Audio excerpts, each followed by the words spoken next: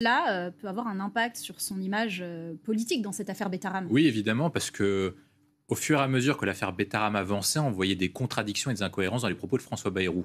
Là, maintenant, je pense que l'étau se dessert et qu'il est de moins en moins probable qu'il soit censuré à l'issue en fait, de cette affaire. Ça ne veut pas dire qu'il n'a aucun risque de tomber, mais en tout cas, l'étau se dessert pour plusieurs raisons. La première, c'est que ça va être de plus en plus compliqué pour les oppositions, notamment dans le cadre de la commission d'enquête, de l'attaquer directement. Ils vont l'attaquer sur quoi? Ils vont dire que c'était un mauvais père parce qu'il n'était pas au courant de ce qui est arrivé à sa fille, etc. On imagine mal dans une commission d'enquête, hormis peut-être la France Insoumise, les autres parlementaires, notamment du Rassemblement National et du PS, l'attaquer sur ce type de position qui les marginaliserait. Donc en fait, ça offre un champ limité d'attaque contre François Bayrou et sa fille, en fait, lui permet indirectement au drame qu'elle a vécu, de lui offrir un peu d'espace, en tout cas de se barrer d'éventuelles attaques de la part des oppositions qui pourraient éventuellement le faire tomber. L'autre point, je pense aussi, c'est qu'auprès de l'opinion publique, vous avez à peu près 3 camps. Vous avez le camp des supporters de François Bayrou, la majorité qui dit de toute façon, il dit ça, et de toute façon, nous, on soutient Macron, on soutient la majorité, donc on croit ce qu'il dit. Vous avez les opposants qui disent de toute façon, il peut raconter n'importe quoi, il peut même apporter la preuve par A plus B qu'il est innocent, de toute façon, on s'en fout, on veut le faire tomber, donc on le coule. François Bayrou s'adresse comme père de famille à ceux qui doutent, c'est-à-dire ceux qui pourraient se dire est-ce que c'est possible ou pas. Et quand vous voyez les situations familiales et particulières, et vous voyez les relations notamment entre parents et enfants, vous voyez à plusieurs reprises que les relations familiales sont compliquées. Souvent, lorsque vous êtes notamment âgé, de la même tradition plutôt catholique de François Bayrou, il n'est pas commun, mais en tout cas, ça arrive dans des familles comme ça, que les relations entre parents et enfants soient plutôt distendus, surtout entre père et fille. Ça, c'est le premier paramètre. Autre paramètre qu'on peut comprendre aussi sur pourquoi François Bayrou n'était pas au courant. Il était à l'époque ministre, si je ne me trompe pas, au moment où elle raconte les faits. Il n'était pas encore ministre. Il était président du conseil départemental, ça. Oui, il était élu local. Il était encore élu local. C'est en 96 qu'il devient ministre, je crois. Il est élu local, donc il a...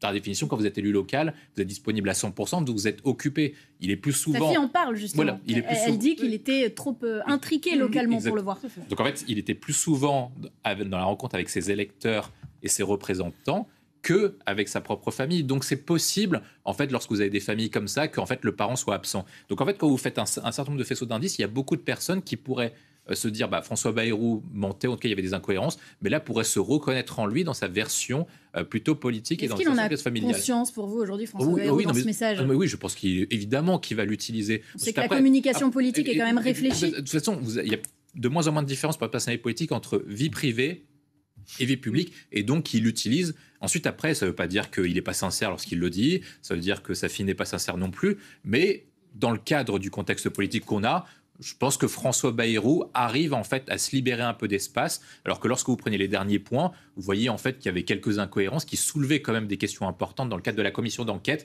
à l'aube du 14 mai quand même. Je pense que là, ça lui file un peu d'espace. Je pense, cher monsieur, que les membres de la commission d'enquête sont des parlementaires. Par définition, avec l'activité politique qui devient de plus en plus croissante, au fait que vous devez être de plus en plus sur le terrain, que c'est une activité qui est de plus en plus compliquée, je suppose que leur vie de famille ces dernières années, en tout cas cette dernière année, a été limitée. Donc je pense qu'ils peuvent comprendre le fait qu'on ne soit pas présent auprès d'un point de vue familial et qu'on ne soit pas au courant de tout, notamment s'ils ont été élus. Je crois que cette jeune fille avait 2 parents. Ensuite, après, c'est ce que j'ai souligné. Ensuite, après, où est la mère? Oui, mais ensuite, après, il y a un autre paramètre, ça dépend de votre sociologie et de votre âge. Plus vous êtes âgé en étant parlementaire, plus vous avez des chances d'avoir vécu une vie familiale qui correspond à celle de François Bayrou. Je suppose que vous et moi avons à peu près le même âge. Je suppose que ce n'est pas exactement la même génération, ce n'est pas la même méthode d'éducation et ce n'est pas exactement les mêmes mœurs. Il ne faudrait pas non plus être anachronique et je pense que les députés ne le seront pas dans le cadre de la commission d'enquête, ce qui limite les champs d'action. Ensuite, après, sur l'activité politique. Moi, je pense de la même manière. C'est pour ça que je pense que cet témoignage dessert l'étau, parce qu'il est forcément vraisemblable que on voit dans les déclarations de Bayrou qu'il n'a pas été constant depuis le début de l'affaire lorsque Paul Vannier lui pose la question la première fois. Qu'il y a des incohérences, que je crois que sur sa fille, je crois qu'il parle de gifle à un moment dans une intervention, puis après il dit qu'il n'était pas au courant. Enfin, il y a plein de moments où on dit que c'est compliqué. La question qui est posée, c'est est-ce que le mensonge est suffisamment grave pour lui coûter son poste de Premier ministre?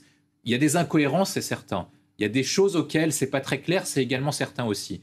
Mais cette question n'est pas la question qui est posée aux députés et au président de la République. Pour que François Bayrou quitte son poste, il faut que le mensonge qu'il ait fait devant la représentation nationale soit tellement important qu'il ne soit plus en situation d'avoir la confiance des députés, ce qui l'obligera à partir. Or, c'est là où il joue depuis le début de l'année, depuis que cette affaire est révélée, c'est qu'en fait, on voit à peu près, comme vous le dites, que tout le monde pense qu'il y a des faisceaux d'indices qui montrent que, en tout cas, il a eu des bruits ou en tout cas qu'il a entendu quelque chose. Mais la question n'est pas celle-ci. C'est qu'à chaque fois maintenant qu'on va lui poser la question sur est-ce que vous étiez au courant, il va mettre la main sur le cœur et il va dire vous imaginez, monsieur le parlementaire ou monsieur le député ou madame la députée, même auprès de ma propre fille, j'en suis encore meurtri, j'étais pas au courant. Alors comment je pourrais être au courant? François Bayrou qui devient aujourd'hui le père donc d'une victime. Vous parliez de la RIP face à ces révélations. La difficulté, c'est qu'ils doivent montrer qu'ils ont compris le problème au regard des personnages concernés. Ils doivent également montrer qu'ils réagissent rapidement et fort. Le problème, c'est qu'ils n'ont pas les moyens de le faire sans créer véritablement des difficultés au sein de l'éducation nationale pour différentes raisons. La première, c'est que si par cas, vous avez raison de parler de mytho scolaire, s'ils donnent trop de crédit à la parole de l'enfant, certains enseignants ou certains personnels éducatifs peuvent se sentir visés. Or, la difficulté qu'a ce gouvernement et les gouvernements précédents dirigés par Emmanuel Macron, c'est qu'ils se sont mis à dos une partie de la communauté de l'éducation nationale.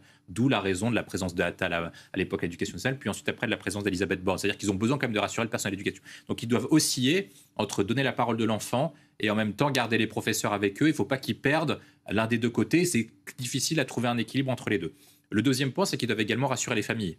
Or, actuellement, ces familles, vous avez à peu près 3 catégories, même si ce n'est pas des 3 catégories exactes. Vous avez certains qui se disent bon, c'est pas grave, de toute façon, ça ne nous concerne pas, de toute façon, on mettra nos enfants autre part. Vous avez des gens qui disent vous avez un problème et qu'il faut faire la priorité sur l'attention des enfants. Donc, il faut que le gouvernement agisse assez.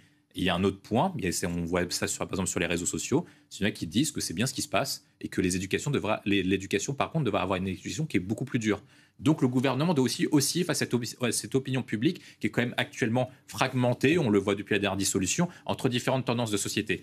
Et je pense qu'il y a un dernier sujet, et ça va être le sujet principal de toute façon, ce qui est porté sur l'éducation nationale, c'est que les ressources se raréfient et vous devez mettre un certain nombre de priorités. Or, depuis Jean-Michel Blanquer, qui est le Premier ministre de l'Éducation nationale d'Emmanuel Macron, il voulait mettre le paquet sur remonter dans les classements PISA. Mais il ne pouvait pas, avec un budget contraint, faire en sorte d'avoir des classes de haut niveau, faire en sorte d'avoir des classes réduites avec beaucoup de professeurs, augmenter les classements PISA, augmenter les moyens en faveur de la protection de l'enfance. Donc en fait, au bout d'un moment, vous devez faire des choix et des priorités. Or, la difficulté qu'a l'opinion publique, c'est de toute façon, ça c'est prioritaire aujourd'hui. Et après, lorsqu'il y en aura du scandale, c'est que la rémunération des professeurs sera prioritaire ou le remplacement des professeurs sera prioritaire. Ensuite, après, l'attention et l'enseignement des élèves sera également prioritaire parce que certains ne seront pas contents. Donc en fait, le gouvernement doit aussi avec tout ça, avec des ressources qui seront réduites. Et je pense qu'au final, en ne tranchant pas, ils vont mécontenter tout le monde. Et la question, c'est qu'est-ce qu'on fait après, une fois que les enfants ont... Devant le Parlement, vous parlez devant la représentation nationale. Si vous mentez, vous ne risquez absolument rien. On a le droit de mentir. Vous avez le droit de mentir. Par contre, vous risquez des conséquences politiques lorsque vous mentez devant la représentation nationale. Là, devant la commission d'enquête, il doit prêter serment. Donc, il n'a pas le droit de mentir au risque d'avoir un risque pénal. Donc là, c'est possible qu'il change d'affaire. Moi, je pense qu'il ne peut pas complètement changer de version. Par contre, il peut opérer des changements dans sa ligne de défense, entre guillemets. C'est-à-dire qu'il peut dire que certaines choses qui étaient un peu au courant de certaines choses, mais ça ne permettait pas, en fait, d'avoir une vue globale sur Betaram. C'est à peu près la ligne qui va à peu près tenir ou qui commence à peu près à tenir, alors qu'au début, il disait qu'il était absolument au courant de rien, c'est le premier point. Le deuxième point, ce qu'il va dire à peu près comme point, je crois que c'est Charles Pasqua qui disait ça, vous avez le choix dans ce genre de situation où vous êtes pris dans une affaire, soit vous passez pour un escroc, soit vous passez pour un idiot. On voit à peu près qu'il préfère passer pour un idiot et dire qu'il n'était pas au courant, plutôt que de passer pour un type qui était au courant. Donc c'est à peu près sa ligne de défense, et je pense qu'il va s'y tenir, sinon il risque de tout perdre. Alexandre Peyroux, vous êtes du même avis? Oui, absolument, et sur les